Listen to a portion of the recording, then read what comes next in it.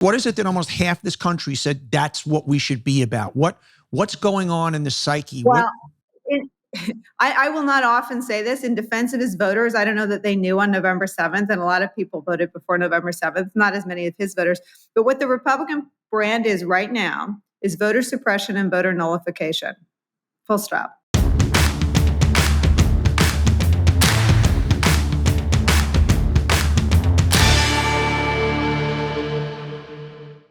Welcome to On Brand with Donny Deutsch. This is the podcast that's built on a simple premise that everything and everyone today is a brand. Every politician, every entertainer, every product, every company, every religion, every movement, anybody with a Facebook page is a brand. And a brand is a set of values.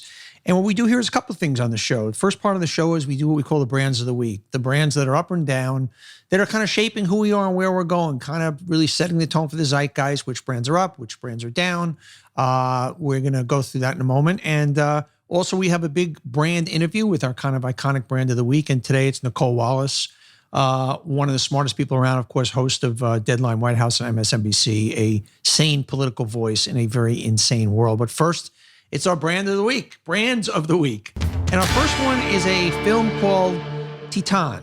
I think I pronounced it right. And it won the big prize at the Cannes Film Festival. And the reason I'm bringing it up as an important brand, it was a film about, I'm going to say this with a straight face, about a woman having sex with cars. It's one of the wildest, sexiest, and most violent films ever shown. It tells the story of a young woman who has sex with cars, kills without a care, and pretends to be a boy despite being pregnant by a vintage Cadillac. Yeah, she's pregnated by a vintage Cadillac. I don't know how that works. I didn't see it. And some of the other members that got big awards this year was lesbian nuns in a salacious movie called Benedetta, a porn star returning to a small town in Texas called Red Rocket. And I think it's an endemic of a trend of that I think we're going to see highly sexualized everything coming out of the pandemic. A lot of what I'm going to talk about are brand things that are happening post-pandemic, because I think it has the pandemic has a lot of implications, not only for the business world, but for behavior. And I think it's no coincidence that a crazy, over-the-top, sexualized film, Titan, I pronounced it right, I think. I looked up the pronunciation. And once again, this is a movie about a young woman who has sex with cars, and she's pregnant by a vintage Cadillac. Once again, I don't know how that works, but I think the important thing is that we are going to see a very over-sex world post-pandemic. So that's our first brand of the week. Second brand of the week is another example of a post-pandemic kind of trend. Jillian Anderson, she, of course, of the X-Files, came out with news, and that ordinarily I wouldn't say this is big news, is that she's no longer wearing a bra anymore. She says, I don't care if my breasts reach my belly button. She says, I can't wear a bra. I'm sorry. I don't care if it reaches my belly button. It's too fucking uncomfortable.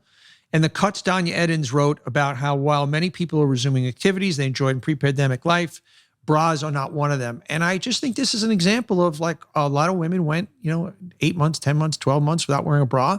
And I guess they said, I look okay, or even if I don't think I look as good, who cares? I'm comfortable. And I think comfort, obviously, is going to be something post-pandemic. I'm saying the word post-pandemic as we're getting right into this Delta variant and it's rearing up again. So I don't know how post we are, but post-pandemic, So Jillian Anderson's no bra declaration, but I think the bigger brand thing is we're going to see a lot more comfort-based in fashion than necessarily looks. So obviously looks will always matter. Rupert Murdoch, brand up or brand down, depending how you look at this. In the new Michael Wolff book on Trump, which is a great read, you've got to read it, Murdoch says he fears for his legacy after supporting Trump. He's always hated Trump, but he came out, he kind of got on the Trump bandwagon. Obviously, Fox News was a big part of Trump. So too fucking bad, Rupert Murdoch, that you're afraid it's going to stain your legacy. You were very much aboard the Trump train. And look, I've said this in any instances, and starting with my friend Michael Cohen, I think history will show that anybody who was on the Trump train will be stained with that toxicity, the Trump toxic train stain. How about that one? The Trump toxic train stain. There you go. This is why you turn it into On Brand, to get these little nuggets here. But I think, we're living through it. But I think 20, 30, 40, 50, 60, 100 years from now, when you're reading about the Trump presidency and the insurrection and all that went with it and the attempted, kind of overthrow of our democracy, it will be a tremendous stain. And I think anybody associated with it will go down in history very much on the wrong side of history. And Rupert Murdoch is very aware of that, and he fears for his legacy, as well he should. I think one of the things Fox News and Rupert will remember by was giving us Donald Trump. Okay, another brand up for Sacha Baron Cohen, of course, Borat and a lot of other great characters. Brilliant comedian, brilliant actor. And they judge tossed out a lawsuit against that Roy Moore had thrown against him. It was a $95 million defamation suit. And it was because it was one of the funny, actually tragically funny bits. Sacha Baron Cohen had a show on Showtime called Who is America? And in that show, he had a character. One of the characters was this kind of Israeli commando type character. And in it, he had a magic wand that you could tell if someone's a pedophile. And every time it would go over Roy Moore, it would go beep, beep, beep. And of course, Roy Moore was the guy who ran for senator of Alabama.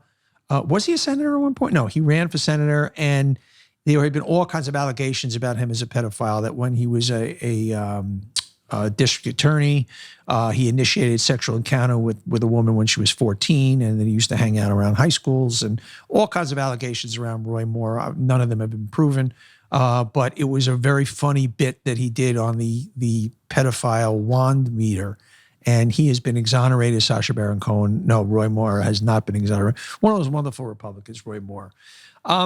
Another thumbs down not a thumbs down. I keep saying that. It's not thumbs down. It's brand down. This is not Siskel and Ebert. This is brand down. For the Trump O'Reilly Stadium Tour. I don't know if you're aware of this, but Donald Trump and Bill O'Reilly have booked several stadiums, 20,000 seat arenas, to do a speaking tour where O'Reilly sits down with Trump. And the ticket sales have been very, very, very tepid. It doesn't seem that there are tons of, the seats go for anywhere between $100 and $300. You can also get, for $8,500, a kind of go to a reception and meet them and get your picture taken with them. Not quite sure who would pay that. But there's still many tickets open. Just as an example, in the Amway Center in Orlando, they still haven't come close to selling out yet a Bad Bunny concert next March, which is even later than this. So Bad Bunny, you gotta go see Bad Bunny, sold out in 2 hours. So this is not selling out. It's not coming close to selling out. Bill O'Reilly, over the hill Bill O'Reilly, over the hill Donald Trump. Not quite sure what you get when you go talk to him, but people are not biting in a meaningful way. And I don't know, how sad, Donald Trump, that you're on this making money speaking tour. You're still theoretically running for president again.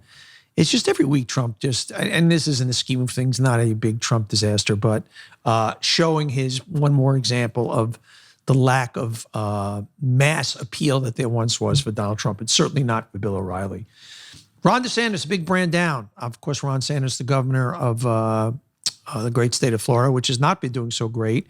They are leading, one of the leaders in country right now in coronavirus deaths and illnesses. And what is this genius doing? He's selling T-shirts, Ron DeSantis, that says, "Don't Fauci my Florida." Yes, you can buy drink koozies and T-shirts. Nearly 20% of the nation's new coronavirus infections are now happening in Florida. And what is he doing? He's flouting anti-Fauci things. "Don't Fauci my Florida." I'm still not getting what this new fascination with the right is on taking down Dr. Fauci, a man who served, I think, 6 or 7 presidential administrations, tries to keep the country safe. And by the way, he's being proven right again.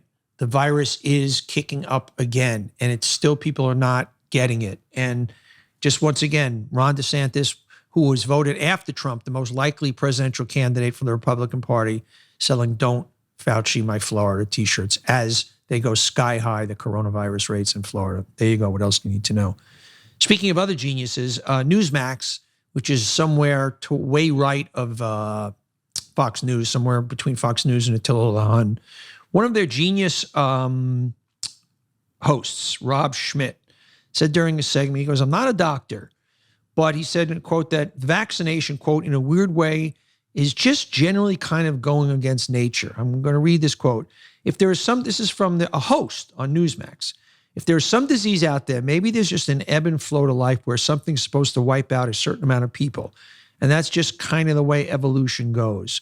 Vaccines kind of stand in the way of that. This is Rob Schmidt, a paid host of a Newsmax, which has been picking up steam because a lot of the people were actually disappointed in Fox that they did things like call the election the correct way and they wouldn't subscribe completely to the big lie. Some of the hosts did.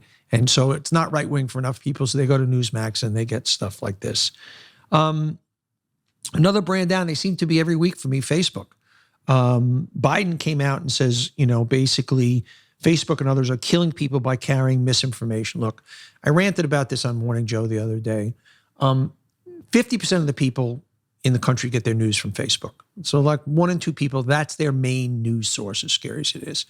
And yet tons of misinformation about the vaccine is on Facebook. And they claim, we can't take it down or this or free speech or we're all over it, but we can't get to everything. And fuck you, Facebook. This is a company that's capitalized market cap in the trillions. It's 2 owners. Not 2 owners. The 2 lead executives, Zuckerberg owns 10% of the stock, so I guess you call him an owner. It's worth close to $100 billion. Sheryl Sandberg. You can fix it. I'm sorry. Money can fix it. And I'm sorry. It's just, you have blood on your hands. It's just this is there aren't a lot of problems where you can isolate and go, if we focus in this one direction, we can solve a problem. So it's not like there's a million different venues out there spewing misinformation. Yes, a lot of venues. Half of it is coming from one place and you can solve it. And I think there should be a Surgeon General's warning, just like you put on cigarettes, that information you may be getting on this site is not true. I think there should be a banner across all of Facebook. Not that it would change a lot of minds, but shame on you, Facebook. You're responsible for half the misinformation. You are causing deaths. Facebook is causing deaths by putting out misinformation. The virus is whipping up again. This Delta variant is more contagious than the original, and they are still allowing on their site. You couldn't do it on NBC. You couldn't do it in the Wall Street Journal. You couldn't put this misinformation out there, although Fox likes to dance the line a lot, but shame on you, Facebook, a big brand down. A brand up for 150 companies, including Pepsi, Amazon, Target, that are backing the update to the Voting Rights Act, the John Lewis Voting Rights Act. And this is an important thing. This is, I think, more important than even the other thing that they're pushing, that not more important, but equally.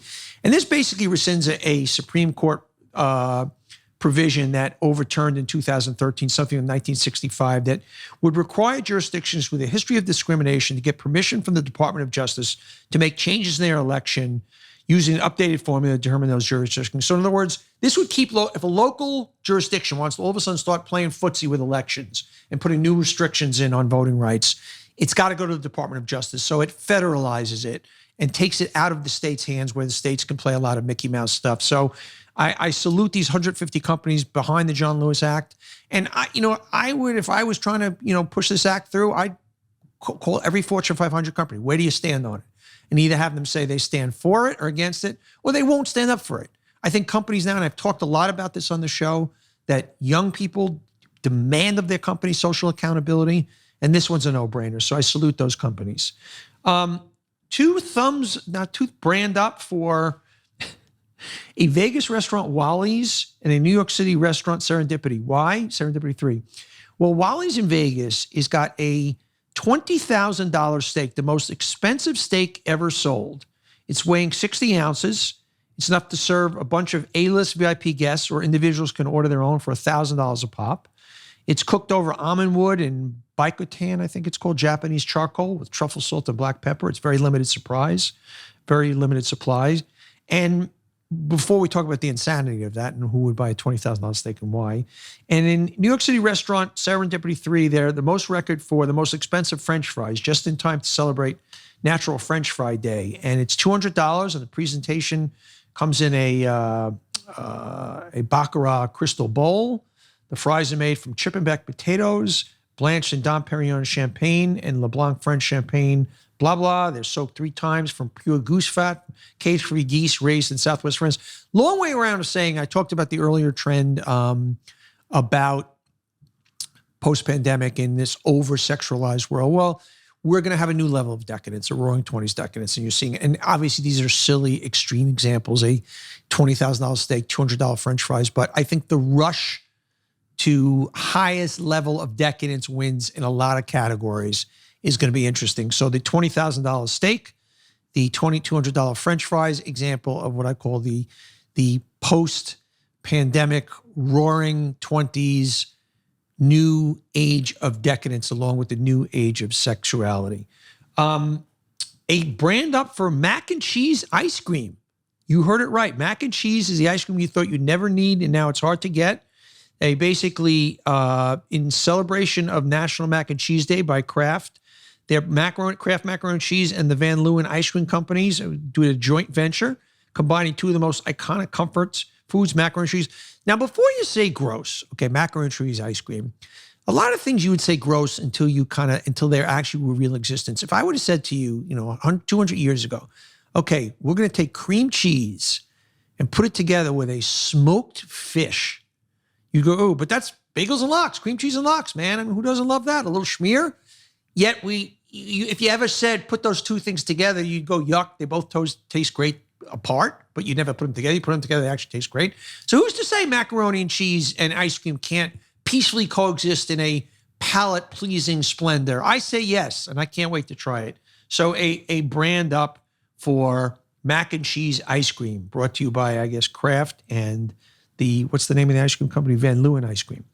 A brand down for MAGA Freedom Phones. Get this, and this is one more example of the way the Trump universe loves to fuck over the Trump devotees. Okay, there's a new phone out, and it's a $500 phone. The pro-Trump internet went wild over this, and it's an American flag branded phone, and it promises to liberate anyone who buys from who is stuck with Silicon Valley censorship. It comes stocked with all conservative apps that maybe you're getting censored. Other place you can get all your super right-wing apps on here, and it's got a big American flag wrapped around it, and it's a $500 phone. And Candace Owens came out and told her fans, I'm making the switch immediately.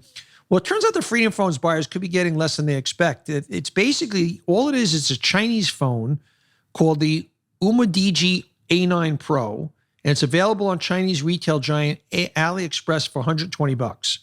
So it's basically they're taking a $100 phone, putting an American flag on it, and saying it's a freedom phone. There you go. One more way we can hoodwink our Trump supporters.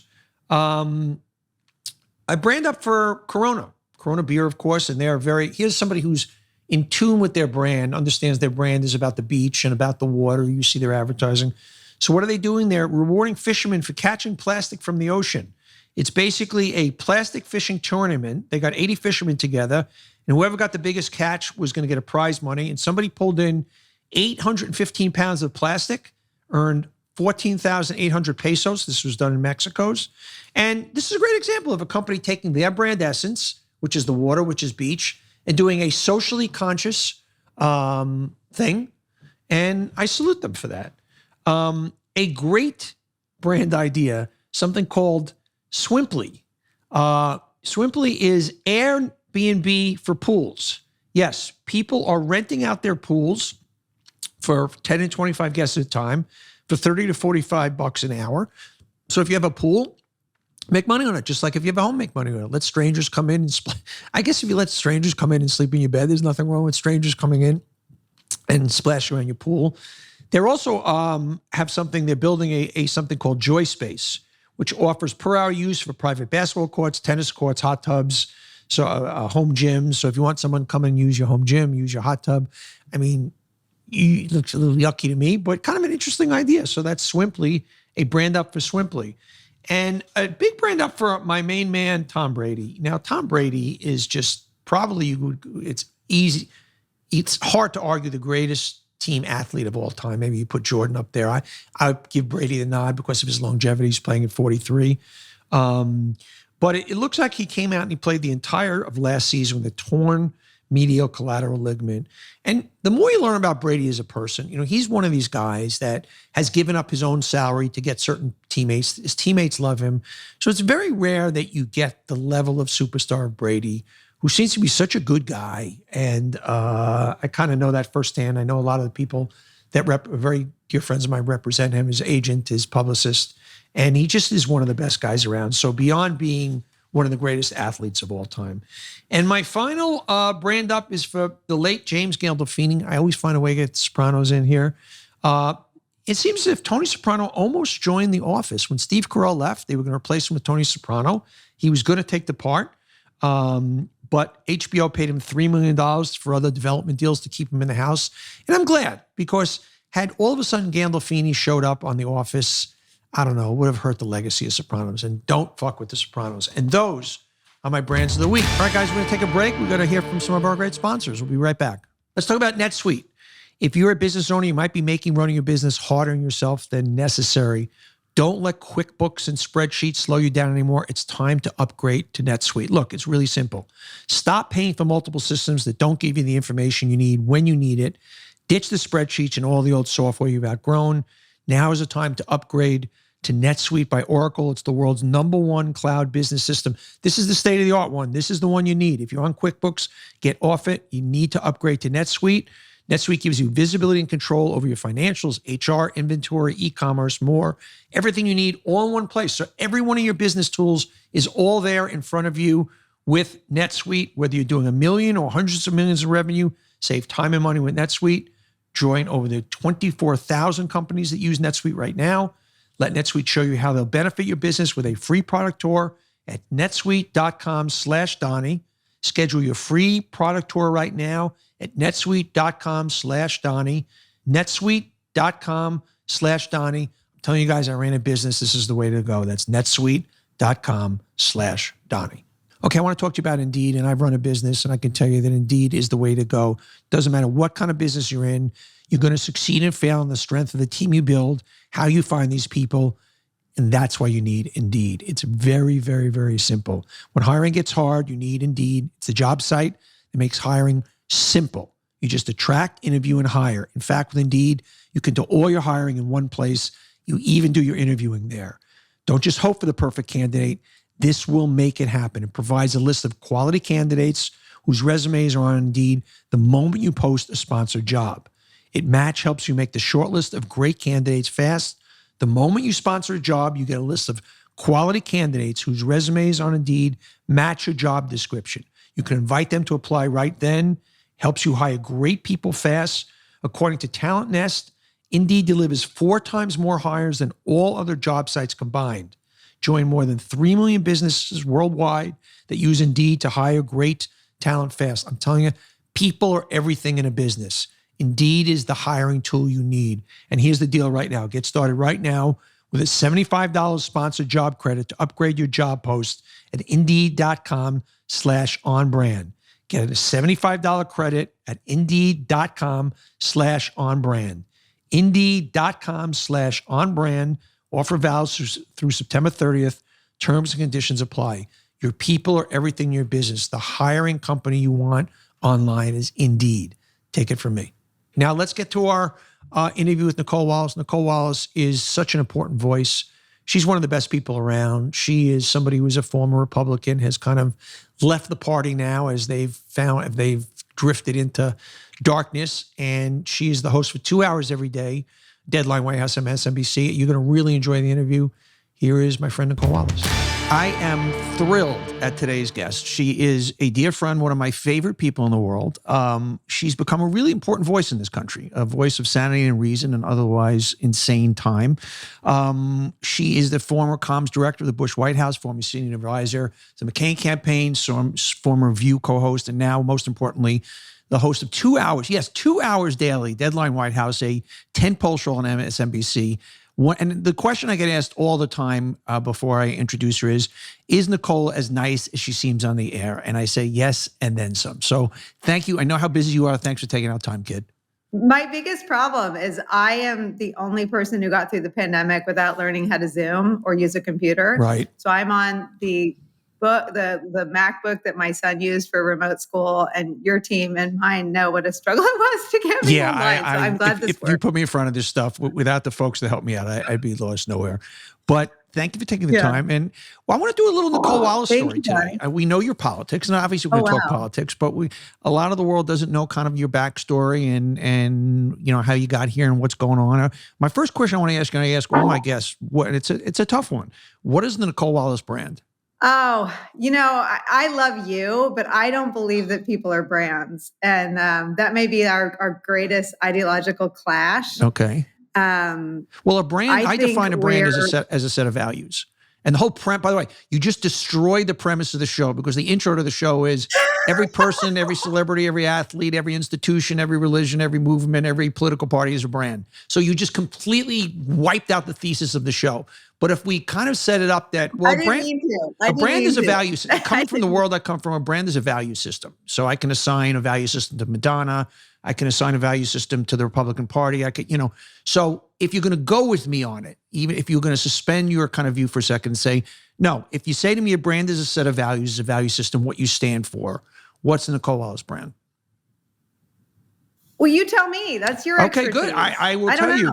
I think that you have hit an incredible nerve in that you are the most kind of honest person next door who takes some of the most complex stuff and breaks it down with honest passion. Not, there's so much passion play on, I always talk on the show that I think sometimes these Fox guys, they're performance artists. I don't think they believe half the things they talk about, and they're playing to their audience. And you come at it with passion, but with such a common sense clarity, and you start from what's right and you work back from there. And your history and your kind of shunning of the Republican Party right now shows that. And you have this, most of the, I'm not going to call you a pundit, most of the experts on TV or the anchors on TV come from a higher perch, and you seem to be the person that if you came in and you had coffee next door and said, tell me what's going on in the Republican Party, you would be able to do it in the most insightful, sophisticated, expert way, but that is translated in a very kitchen table issue.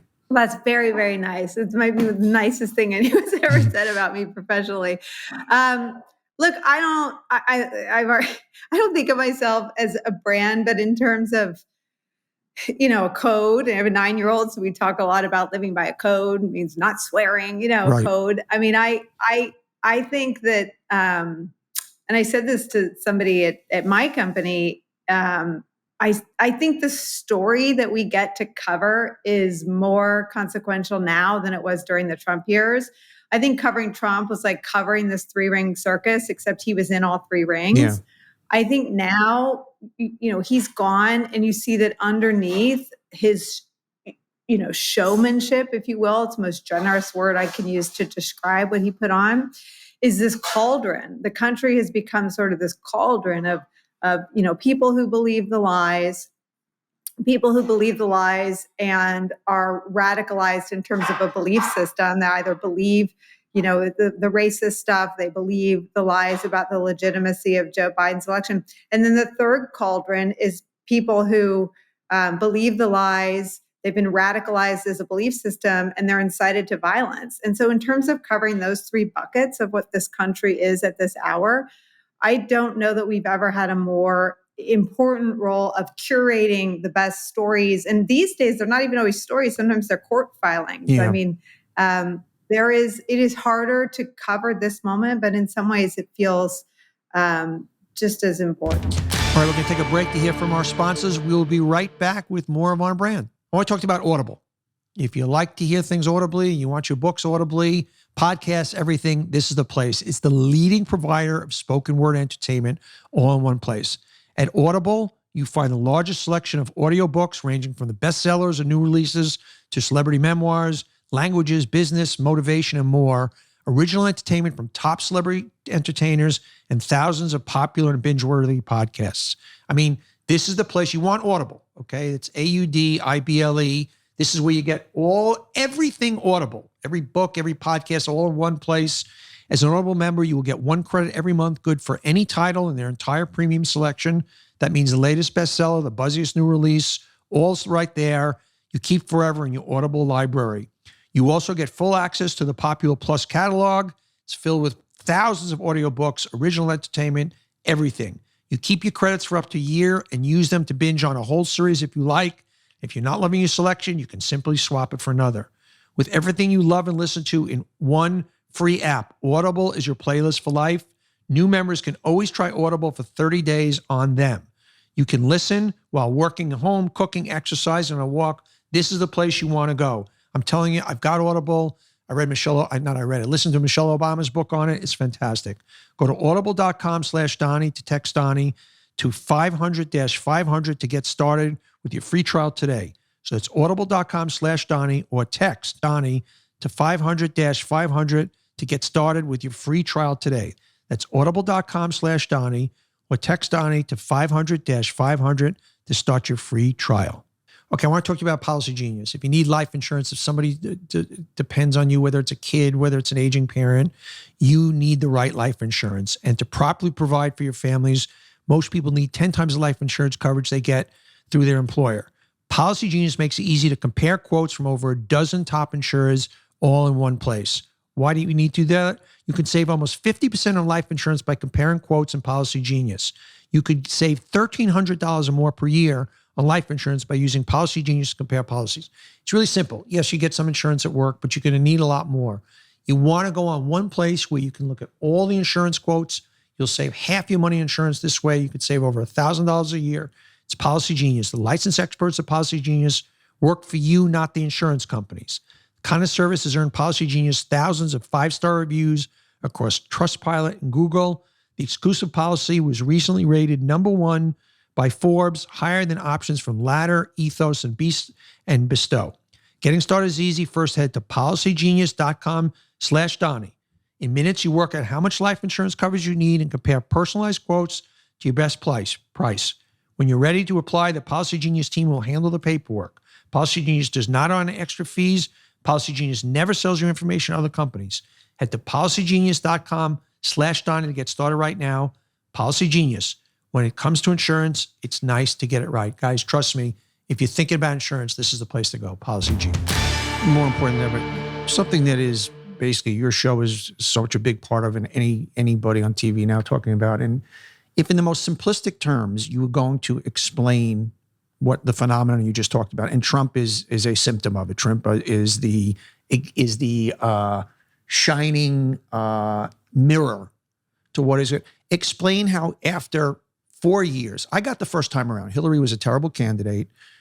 People would say, let's take a flyer. Maybe he's just saying things to get elected and blah, blah, blah.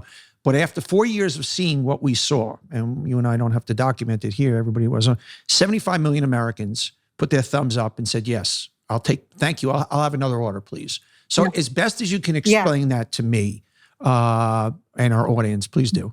Well, so I think the headline has to be, it failed, right? Mm-hmm. But the subhead is, but barely. And in terms of the popular vote, that's not true, of course. He won a resounding loss in margin in terms of the popular vote. But in terms of his margins in the battleground states, it was, for me, way too close for comfort. It was 50, 60,000 votes, the same thing as the last time around. Yeah. I mean, way too close. I mean, we shouldn't be at a moment where someone who was indifferent to human death and human suffering, someone who was not secretly corrupt, but brazenly corrupt. I mean, corruption was his brand. Mm-hmm. Flouting the rule of law was what he stood for. Using his Justice Department to prosecute his stated enemies was what he said he was going to do. And we're learning that that is exactly what happened. That's what transpired. The fact that it was that close requires us to undergo what you just described, hold up a mirror and understand both support for that and a lack of interest in the alternative. Now, Joe Biden won. I am a very devoted student of the Biden Doctrine. I think that what Biden is doing takes the most sort of self-control and discipline. George W. Bush was sort of known for having discipline, self-control, but it came from a different place. It was wrapped in his faith. It was wrapped in his sort of commitment to not listening to the echo chamber, and it didn't always serve him. It would have been easier, I think, in some ways, if he'd seen everything that was being said about him in the media echo chambers, especially around some of the most challenging periods of his presidency. We know Biden sees it, right? We know Biden sees all the noise. He just has sort of the maturity and the commitment, the discipline Maturity not is a to great engage. word. That's a great word, and it doesn't get used enough for him. That's a great Right. word. Yeah. And I don't mean his age. I mean sort of political maturity. There's a lot of noise around the Trump stuff, a lot of noise around domestic violent extremism. Right now, he seems almost too disciplined around the question of voting rights, which is a desperate fight in the view of Beto O'Rourke and Stacey Abrams and people on the front lines.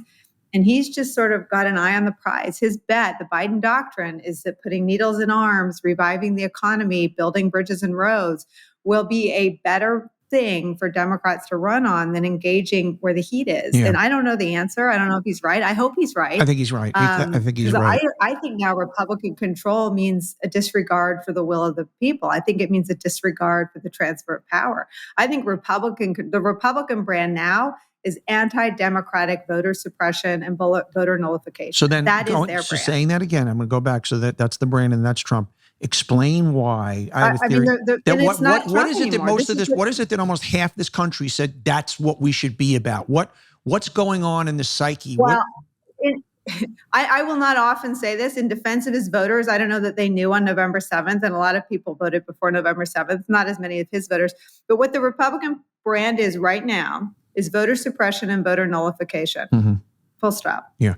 I mentioned this on your show last week, and I think that the Trump nerve, and it trumps, no pun intended, everything else, is the simple, how many people are just not happy, and I can hit that nerve and create whatever other I need to say, whether the other is the media, whether the other is the elites, whether the other is blacks, whether the other is Muslims, to not blame themselves for their unhappiness, but their lot in life would be better if not for all the other places I'm pointing. And that trumps everything else. So if you could say to somebody, no, you're not unhappy because you're not working hard enough, or you're not unhappy with this is the reason that is and that's basically what every authoritarian regime has been built on. That there are enough unhappy people, enough people left behind. And I think the other side of that coin is the addiction to disinformation, because the facts don't fit the pattern anymore. President Biden is presiding over a period of profound economic stability and growth. President Biden is not an avatar for the other. President Biden is not heeding the calls of the AOC wing of the Democratic Party. He is not doing something bigger than he wanted to do on infrastructure. And even the things he'll do through reconciliation were not the things that on the day the infrastructure package was announced, the AOC wing wanted. So he is not the caricature of the defund the police movement that the right wanted him to be. He just isn't any of those things. Which is where they're going to be going in the midterms. Yeah. Which is where... Well, yeah, but as powerful as the disinformation is, they haven't been able to apply it to Biden's core values, which are an almost inexplicable reflex for bipartisanship. Yeah. A real faith that his agenda can and should appeal to Democrats and Republicans all across this country, and a refusal to sort of go where all the heat is on the left, a refusal to take the bait on the ugliest aspects of Trumpism. Yeah, so it's a conundrum for sort of where all the passion and the heat is on the left. But I think his bet is that in the midterms, he's going to give his party real deliverables to run on. And it'll be really interesting to see if we're still a country that can process that. I believe that is going to win. And I believe that a shot in the arm and a check in the mail and a job and an ice cream cone in your hand beats what the Republicans will do. And they have only one place to go because there isn't an issue. They will go on crime, they will go on critical race theory, and they will go on super wokeness. And they will go all in on that. They have nowhere to go. And election integrity. I mean, the most deliverables that the Republicans are going to have are voter suppression laws. They've passed 28 of them. Yeah. And they're not governing. They're just fighting. But the deliverable that they're going to run on is the blocking federal voting rights legislation. And of course, that's the only thing they're going to be able to point to. That's the only thing that beats the demographic. So right now the Republican Party, as you know it, is dead. What happens to bring it back? Where are we now? How do we? I've said that the only thing that is a couple of more losses. That at the end of the day, that if this place just you keep losing and losing and losing, somebody shows up and says, this is just not a winning strategy. Let's win, guys. If you were going to handicap how and if and when the Republican Party kind of comes back to not this just place of voter suppression and hate, but comes back to a place that is a reasonable alternative and is still a pillar of our democracy. I really try to never talk about the Bush family as an analyst because I worked for them. I'm not particularly objective. But George P. Bush is instructive. He's a talented politician in Texas. Mm-hmm. His father is perhaps the most publicly humiliated Republican at the hands of Donald J. Trump. Called him low energy jab, and didn't just beat him in the Republican primary, became committed and obsessed with humiliating him. Called George H.W. Bush's Points of Light charity, mocked it, attacked George W. Bush mercilessly, and ran against everything that sort of the Bushes stood for and won. Titillated the Republican Party faithful. That was painful for me, but really interesting, almost like anthropologically speaking. Mm-hmm. George P. Bush saw all that, processed all that, and came down on the Trump side of the equation, went to see Trump. Trump has just endorsed his opponent. So when you ask me like what and how is the GOP rebirthed, I don't think it is. If you had to look generationally ahead, maybe you see a less ignorant person, but in some ways, a less ignorant person might do more harm. Yes. So I don't see it becoming less malevolent in the near future. Yeah, I the only way I see it happening is in this midterm, we buck history a little bit, and Democrats do well. They run Trump or a Trump, type, if you will.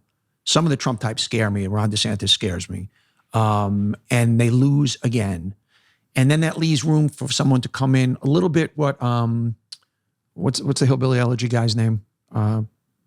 J.D. Vance. J.D. Vance came out and did last week that he got a lot of shit from, but I kind of said is a weird playbook to say, okay, I didn't believe in Trump. I disagree with a lot of him, but I'm going to bend my knee to him because just so all you Trumpers out there, I hear you, I got you. But at the end of the day, if you're not a Trumper, so the very thing, this weird flip-flop-y inside, inauthentic authenticity is the weird way to we love the crazy uncle. He's great. Let's bring him. Come on up. Come on. Let's all give him a round of applause and go back and sit in the corner. And that weird kind of dance to do, but yet play to the suburban ones that don't want him there. And there's got to be this weird dance. So 2 losses and somebody that can kind of do that little jig is the only way they get back in a strange way. I just think that's really cynical. I mean, I don't know if you read Hillbilly Elegy. At its core, it's sort of about white pain and white poverty and addiction. And so addiction is a disease and a tragedy and an epidemic. And I don't use this parallel loosely or recklessly, but J.D. Vance is no different from Tucker Carlson and Bill Barr and Jim Mattis and John Kelly in that he's an enabler for the disease. Okay. And the disease is corrupt, authoritarian, leaning policies. Yeah. And so I hope that's not where it's. I'm not saying J.D. Vance himself. I'm saying somebody, right now, there's a young Republican congressman in there, or there's somebody in there who's the right stuff, if you will, a Republican that we could vote for. My point is his weird playbook of saying, I agree with Trump, I don't agree with Trump. You have to somehow wiggle around that base to somehow nod to them. See, I disagree because I think it'll still be diseased. I think it'll still be the Titanic with a hole in it. Yeah. And so I think if it comes off of the iceberg, it's still diseased. And I think that the rebirth has to be some duel that happens somewhere else between the autocratic leaning, corrupt, tolerating vision and something more noble. Mm-hmm. And I want to watch that clash. I want to wait for when the rule of law person who believes that everyone should vote and Republicans should win on the battlefield of ideas, if and when that person wins and then goes on to national politics, that will represent the regrowth and the rebirth. And I don't think it's a foregone conclusion that happens. The only way it does happen is with a couple of losses. Hey, I want to go back a little bit to earlier in your career when you were working in the White House as a comms director. And you said, and this is a quote from 2012, and it's just interesting. And this is You were talking about Game Change. And of course, Nicolle Wallace, you were prominent in it. Sarah Paulson played you in your history with Sarah Palin and how you just were the moral centerpiece of that. And you said, this is a movie about the vast gray area where 99% of our politics actually takes place. You're just feeling your way through a gray area and doing your best. And that campaign was one of those instances for me. I think what I'd love to hear is a day in the White House. I had a personal moment. I worked on the Clinton campaign in 92. We did their advertising along with about other Madison people. And I remember going out to Arkansas, and before we met then Governor Clinton, sitting at the next table was Stephanopoulos, Mandy Grunwald, Stan Greenberg, James Carville, the inner circle. I remember just listening to a conversation for an hour and going, these was going to brain trust of the world if they got in there. And at the end of the hour going, okay, these smart people, no rocket science there. And what I guess we don't realize from the outside, I want to go inside, that day to day, it's just a handful of smart people trying to figure stuff out. We think there's this greater being out there, this greater brain trust out there. And that quote reminded me of that. And so I find that interesting. Well, and I mean, I think politicians are human beings. Yeah. And my observation on the backside of my political career is they're damaged human beings to want to take all that. Most of them are trying to avenge something. I think for George W. Bush, it was, his own father's defeat and his own personal failings earlier in his career. He became really committed to him. And I know his presidency is and was polarizing, but to serving, to giving back. I think Obama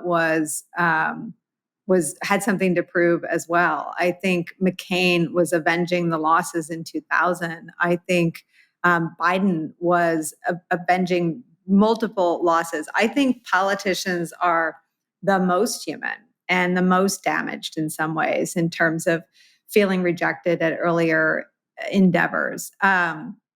So as staffers, you're very rarely trained in psychology, but it's a lot of, you're tapping. I remember John McCain calling before all of the debates with Obama, and Obama was a really good debater and McCain was way behind in the polls. And I wasn't really, we Salter and Steve and I were usually together, and he'd call one. And if one of us didn't pick up, he'd call the other and we'd be like, your turn. I talked to him last time. But I think what is misunderstood from the outside of politics is it's just human beings trying to help human beings. And there's a lot of baggage and a lot of pain involved in what you're doing. And I think sometimes the most driven to avenge something is the person that wins. I think you could put that frame over Clinton. I think you could put that frame over George W. I think you could put that frame over Biden. You might even be able to put that frame over Trump. But again, I'm not skilled in any of this sort of psychological analysis. It's just my anecdotal experience and personal experience. But the comment about the gray area really inspired the 3 novels that I wrote about how you just sort of are feeling around and choosing between a shitty choice and a shittier choice. And I think that was right until Trump. And now I think the grayness of it is an excuse. It's a permission structure for the Kellyanne Conways of the world and the John Kellys of the world and the Don McGahns of the world to have muddled through those 4 years and done nothing and not sounded the alarm and not gone to Congress. So I don't stand by that comment. I think it applied in 2012. Yeah. It applied in 2008. It was how I saw politics when I worked in it. But I now think it could become a permission structure for doing nothing when you work for someone like Donald Trump. But when you were there, it was interesting. You talk about your favorite movie is Dave, about politics, and how the simplistically of Charles Grodin, for those who don't know the movie, Charles Grodin ends up somehow just kind of being in the White House and running the country, and he's just he's an accountant or whatever he is. And he's going through the budget, and he goes, hey, Department of Agriculture guy, give me $100 million. You give me I'm not going to say as simple as that but it's the same way when I would go to my ad agency every day and we had to solve a problem for a client. There was 6 of us in a room, and I don't know, do you think we can do it for $100,000? I mean, take me through a kind of a day in the White House when you were with Bush, and it could be any day, it could be a hypothetical day, a real day where the sausage gets made. Because I guess this is my long way around of saying it's a handful of people. This is the world's, well-being, yet it's a handful of people with a to-do list solving problems or trying to solve problems. So I would say the biggest challenge in a normal White House, and again, the Trump administration wasn't that, so I'm not going to posit that this applied to them, is piercing the bubble. An American president is by design and for their own security in a bubble. First ladies, I think, have spoken most bluntly about how hard that is and how hard it is to raise kids in a bubble. But I remember before I was like a senior staffer with walk-in privileges in the Oval, I was in charge of regional press. And so I sometimes knew like what the biggest stories were outside of the briefing room. And this wasn't even a case like that. This was a DC story. The DC sniper was shooting people in Home Depot parking lots. And I find myself at Home Depot a lot. And so it was a real fear for me. It became a scary time to just drive around DC, not only just to be at Home Depot, but I remember going into the White House and we were giving a speech about, I don't know, energy or something. And I said, I don't think we should do that. I think that as a resident of DC, the president should say something about the DC sniper. And the head of the Economic Council whipped his head around and said, but we're going to announce privatization. You know what I mean? And the head of the National Security Council looked around and said, we've got to do something. And everyone looked at me and I was like, I might be wrong. Maybe the public would rather hear what you got cooked up from your policy workshop. But I'm guessing that most people think it's pretty fucking weird that there's a guy shooting people dead at Home Depot every weekend and we've said nothing about it. We've not announced whether we're going to help find him. And we live here too. So they raised it in the Oval Office and the president ended up doing something on the DC sniper, canceling his events so that a motorcade wouldn't have to drive all through DC. And it just dawned on me that it was intimidating for me to work in the White House. I mean, I worked with some really, really smart people. And again, they may not be held in the highest esteem by people who are fans of our network because at the time, I think they were really devoted partisans, but they were ethical people who just believed in conservative ideas. And they were, I went to Berkeley and I didn't have a law degree and I didn't clerk for anyone in the Supreme Court. I came from local news perspective, but it was a sensibility that George W. Bush valued. And so when I kind of rose through the George W. Bush, sort of ranks, I always clung to like manufactured confidence and this belief that he wanted to know what was really going on. And I think that, my best sort of experiences with him were about sort of being one to pierce the bubble of, groupthink and the DC sniper was one. I became the campaign communications director over far more experienced communicators who were serving at higher levels of the government. And when I got that job, I was well into an interview process with Robert Mueller and I was about to take a polygraph. And I remembered something that I hadn't disclosed and it wasn't anything more egregious. It was just an instance of smoking pot.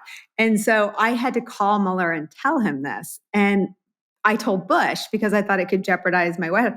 And it makes me sweat now, like all these years later, how embarrassed I was by being someone who was, in Bush's words, young and irresponsible at one time. But, the White House is a place where being totally normal and not overeducated is rare. And in terms of the movie Dave appealing to me, it appealed to me because sometimes the way to stand out in a White House is just to have a normal, simple sensibility.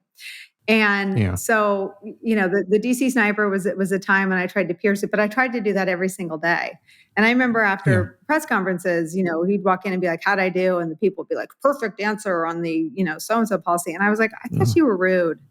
I thought you got a question about, and he valued bluntness. He got it from Karen Hughes. He got it from Dan Bartlett. They value bluntness. Every person of power, every Fortune 50 CEO, every major celebrity, any person of power, I've yet to meet the person does not crave and value that because it's so rare that they get it and that they're humans and they need to be. Want to go. I think at that level, you want to go clean up your messes. So if people aren't on it, and there was an instance once where he had like flubbed some punchline of a political attack. And he came in and he asked me and Dan Bartlett, how'd I do? And we couldn't stop it. We're like, you didn't even get it out.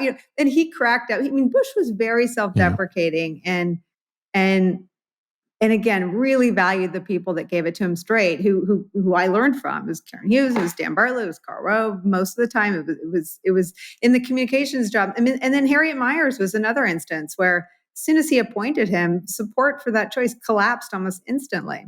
And it was a time when I was in the Oval in the morning. I believe Dan Bartlett, I served as his deputy, had just had twin boys, or just his wife had just had babies. So I was in there more than normal, and other White House staffers would say, you have to read this to him. And I would sit there with my hands shaking and read him the harsh editorials. And I think that what Dave encapsulates is, one, sometimes the answer is simple, and two, bluntness at every level pierces through in a way that really matters. And I think that I use that scene because people think that something more complicated than that happens in the White House, and it really doesn't. It was amazing that every time Bush came out to speak in the last few years, that you realize, oh my God, people were coming after him, calling him a dictator, calling him like, what a decent man. Made a bad call in Iraq, but it was so compared to Trump that you were watching every day, just govern for himself. This was a guy who liked Jimmy Carter, who liked Obama, who basically came to work every day trying to do the right thing for 300 million people. Doesn't mean he got it right all the time. And since his presidency, you see that. I would compare him to Mitch McConnell and Kevin McCarthy and people who were his political peers, who said nothing in the face of anti-immigrant, hatred, which is what Bush kind of stepped out and got involved in this year, who said nothing about, Bush and Obama both spoke out after Trump won in 2016 about press freedoms. I mean, I think Bush and Obama both saw the threat that Trump posed, and in their own sort of could quiet, they have done more? I don't think they could have. Could they have done more? I think that they both felt like it might not have helped, and I don't think it's we can't test that, right? I mean, I think it would have given Trump more folly. Oh, the black president or the ex-president who blah blah blah blah blah. He had this spectacularly stunning place where he was Teflon, and if you came against him, it was easy to just punch right back. The Palin experience, and you've talked about this, is that she was kind of an early Trump. She kind of was a window into where we were going.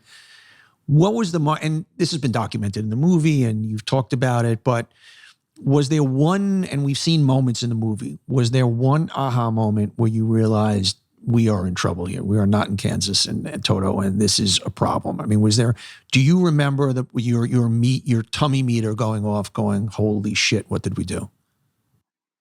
So it wasn't the first time I met her. The first time I met her was in a hotel room in Ohio, and her selection was a secret. Steve Schmidt introduced me to her. Mark Salter was there writing McCain's speech, and someone was writing her speech. I didn't figure it out the first night. The next day she was announced, and we were on a bus. I'd had a root canal. They flew me out and made me go. And I was not in good shape physically. Became infected during the Democratic convention the week before, and then they had me out for her. So I went home between her selection, which was the Friday after Obama's convention ended, and the start of the Republican convention. And when I got back to Minneapolis with her, it was probably when I figured it out. In the interim, I was asked to hire her a voice coach, a wardrobe consultant, and a makeup artist, I think. And I did all three. And nothing was foisted upon her. Just a rack of clothes were in her room. Yeah, right. Okay. And I think by the time I got back and started working on the speech with her, and there was something about, a pipeline, and I saw her face go blank. And I think I started to realize in sort of the convention week just how uninformed and insecure about it she was. And all my feelings about her were about her shame and embarrassment about that. I never had any judgment of what she knew or didn't know. She's a mom and a governor, and I had nothing to do with the selection. I really had no idea who she was when I met her. Yeah. I'd never seen any clips on YouTube. I'd never heard of her. I'm not part of the, National Review cruise clique. I had no idea who she was. I really didn't. I never paid attention to that wing of the Republican Party, to my peril, obviously. But I'd say just sitting with her and working on a speech, which was laden with substance and policy, I knew instantly that she had no idea what we were talking about. Did you know, beyond the ignorance, there was major character flaws there that came out that were obviously depicted in the book and in the movie? Do you remember an incident where you first saw that beyond the ignorance of politics, but the flawed character that was going to really be even more of an issue, frankly? I didn't experience her deficiencies as character flaws at the time. I thought she was under extreme stress. She had just had a baby. And I thought she was experiencing some kind of distress, despair, psychological depression, maybe postpartum. I was worried about her. She didn't eat. She didn't sleep. So I didn't really form any opinions about her character until months, years later.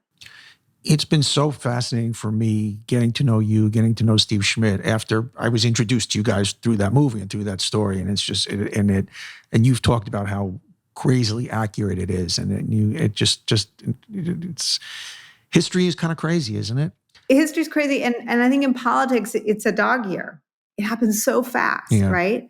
She failed, but she succeeded in helping to yank the Republican Party that way. And almost immediately, Romney failed, and then we had Trump.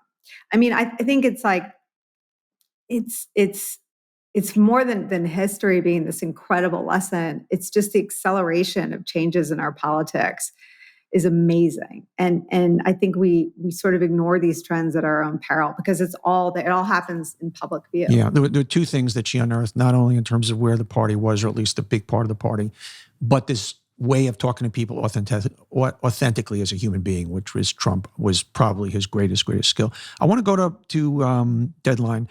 I want to talk a little bit about making the sausage every day, because we see that, and I get to be a part of it. You on air, and there's 2 hours, and it's a well-produced show, and it goes from story to story to story. Take me through your day getting up in the morning and how that show gets put together. Well, I'll tell you what I pitched, and I've never really talked about this, but all the players and the business. After 2016, so before Election Day, I was asked in 2016, I spent more time at NBC than MSNBC. Yeah, you do it today. I split my time. That's not fair. But I worked on a series called In Trump They Trust after the election and before the inauguration of Trump voters, and sort of what they were experiencing while we were covering this election in a way that ignored their intensity and their passion for Trump. And after that, I really was sort of firmly embraced by both NBC and MSNBC. I didn't know what I wanted to do. And, I started talking to a couple networks about what I envisioned. I would talk about that offline. Yeah, you were one of my concierges, most consequential spiritual and professional advisors. And what I think became clear to me is that I had more questions than answers, and I wanted to listen to what everyone had to say. And so what I pitched was that conversation at the next table that makes you shush your date or your partner because you want to hear what they're saying. And so what I wanted to achieve was just this combustion, the best reporters, the best ex-government people. And I wanted to sort of listen to what happened around a table. And I pitched an anchorless table where I would kind of recede and they would be the star. And we launched the day before Comey was fired. And I already had this role of sort of being a wing woman to Brian Williams, who still had a breaking news anchor role. And that role really morphed. I mean, they made that official in my last contract negotiation. And I now have a chief political anchor title and helm, as you know, all the political coverage with Brian and often Rachel and Joy. But the show itself was really birthed out of this idea of the conversation, because everywhere I went, people were talking about this moment and this moment in politics and what it meant and what Trump supporters saw or didn't see and what had happened to Hillary. And then it just became really fueled by the coverage of the Trump era. And I think there was this feeling that the coverage of the country would drop off after he left. And I think the opposite has happened. So my show is still, and I've talked to my bosses about this, I am as inspired editorially, in some ways more now than I was during the 4 years of his presidency, when it was just one breaking story after another. And a lot of them around the Mueller probe, and then a lot of them around the campaign, and then a lot of them around the dereliction of duty around the pandemic, and then a lot of them around fanning the flames of racism. I mean, it was one crisis after another. And as I said at the beginning, we ignored sort of the cauldrons underneath him. And now for me, my editorial process is still, to read all the journalism about our politics. It's a little harder. I read a lot of local coverage now. I read the AJC now because they've had great analysis of that state's voting rights stuff. I read the Arizona stuff about the Maricopa audit review. And I've pulled these people into our coverage. I read a lot of the Pennsylvania stuff. I think these are now, I talked about a 3-ring circus. I think it's now been pushed back out to the country.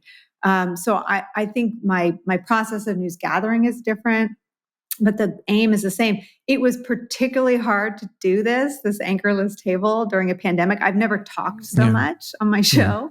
Yeah. It's also twice as long. My second hour was added while I was in the basement. I'm still in the basement. I'll take you down to the basement before we get off if you want. But the theory is still there, right? I talk to the smartest people and the bluntest people about the, stories and headlines, and then the trends of the day. I don't fit into the smart category, but I definitely fit into the blunt category. A little backstory, and this is, you were a stunning example to me of so many women I've come across, successful women in business, and I've written about this. And actually, Mika honed into this with Know Your Value in terms of it. Most men, when they're in demand or they have an inflated self-worth, they're pounding the table. I want this, and I want to raise, and I want this bigger thing, and I want to, And you, when we were talking, you were talking about the offers you were getting. I don't think you understood, this is going to sound wrong, your own value, where I kept saying to you, you can have whatever you want. You're that good. If you want 8 o'clock, you can have 8 o'clock if you want. And you were women, and because the way you were brought up in business and sometimes are not as entitled as they should be. And I don't mean entitled in the bad sense of the word. And the one thing that I was trying to do with you is that I, as kind of an omniscient observer, watching you, knew where you were and knew that you could write your own ticket. And you were almost hesitant to write your own ticket because that's just not the way you were brought up. And I came across so many powerful, brilliant women like yourselves that didn't have that stupid male gene of, no, give me this. You were almost, and it all came your way. You didn't have to, but I found that as an interesting thing to just watch with you.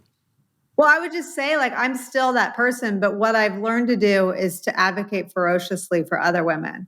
And I'll get on the phone with the most senior people in my company to advocate for another woman. So I think part of owning your power is acknowledging that's the hardest thing to do. It's still hard for me to do. And I still view this is a lottery ticket that I won, and I cherish it. I never, ever, ever miss my own show. I have a very hard time taking time off. Yeah. I have an incredible team, and they do more than they've ever done since the show launched, because I taught 3rd grade in the dining room all year. My son was home for, 16 months. But it is still, and I'm Mika was one of my earliest champions and mentors, and I have intellectualized everything she's written. It is still very hard for me to practice any of it. Yeah. I've seen it. What's so true is every woman and look, my success in business came that I realized 9 of my 11 partners were women. I always found men and women. If you give me a man and a woman of the same exact talent, blah, blah, blah, I will take the woman every time, because if you watch a Saturday morning TV commercial, you'll get into the gist of men and women. When you watch a little girl's commercial playing with a game or doll, they're all playing collaboratively and they're giggling. And if you watch a boy's commercial, at the end, the boy goes, I won. And every guy, alpha male I've managed in business is how big is their office, how big is this, where women would come in and apologize asking for a raise. Now that's changing. Yeah. But I love that the world has caught up to now all of a sudden, obviously, women in power positions, and just purely on a meritocracy in the 90s, that's what I was doing. And that was the key to I wrote an entire chapter in one of my books called The Female Superiority Doctrine. And I saw it up close and personal.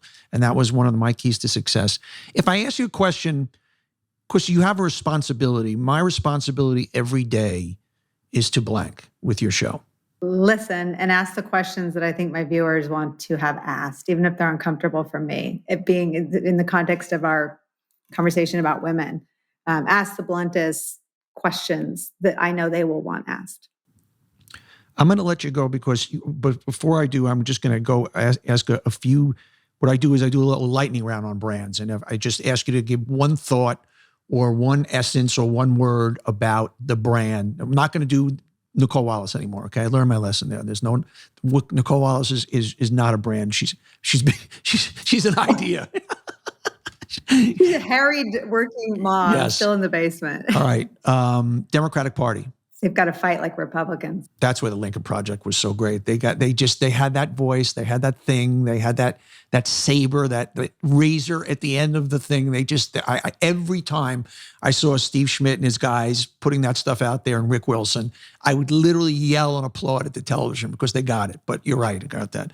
Barack Obama. His greatness is still unfolding in terms of his understanding of the danger of Fox News.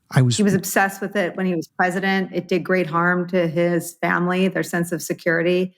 And he was way ahead of understanding the damage they were doing to our politics. I was just going to ask you, Fox News. Yeah. I mean, Fox News, it hurts me almost as much as the Republican Party hurts me. I used to spend a lot of time on their air. I viewed them as obviously giving us benefit of the doubt when other media outlets did not. And I do not. I feel like there's so much latitude in cable news when you can have an opinion. I don't know why they have to turn into a propaganda arm of the ugliest and most insidious lies being told by the ex-president. Nicolle Wallace, are you going to keep doing this forever? I know that's a goofy question. As long as they'll have me. This last year has been incredible. I mean, that so many people, and I say it every day, let us into their homes. Everyone was home. Yeah. And that they were home and they could do anything. They could watch a cooking show and they let us into their homes. It blows my mind. And I remember when I first started, I didn't watch the ratings because I thought if anyone watched me who fought with the teleprompter and usually lost, it was if 5 people were watching, I would do my best. I would work all day. I would make 10 calls. I would try to really understand the story. So the fact that, there were 1 million people watch every day blows my mind. And it blows my mind that they kind of come and stay and build. And they do. And so I will talk to, I will talk to whoever comes as long as I can. You are a blessing. First of all, thank you for letting me be a very tiny part of your posse. It's one of my favorite parts of my weeks. And I'm going to end the interview in the same way I started, that Nicolle, in addition to being one of the smartest people, you're one of the bestest people. As I said, I get that asked question all the time. Is she really that nice? And the same way I get, is Joe really that nasty? And the answer is they're both very nice. Awesome. I love that table too. I mean, you and I sort of got to know each other around their table. Yeah, so, they're great. It's really cool to keep it going. You have a great day. And thank you. I know how busy you are. Thank you for taking the time, my friend. Thank you, my friend. All right. I hope everybody enjoyed On Brand today. I love talking to you guys, and I want everybody to stay on brand with whatever your own personal brand is. And we'll see you next week on Brand. Remember to rate, review, and subscribe to On Brand with Donny Deutsch, or catch it on video on YouTube. We'll see you next time. Everybody, thanks for watching. If you like it, hit that subscribe button. And we love having you here watching On Brand. And just don't miss any future episodes. So don't forget to hit that subscribe button. We'll see you next time.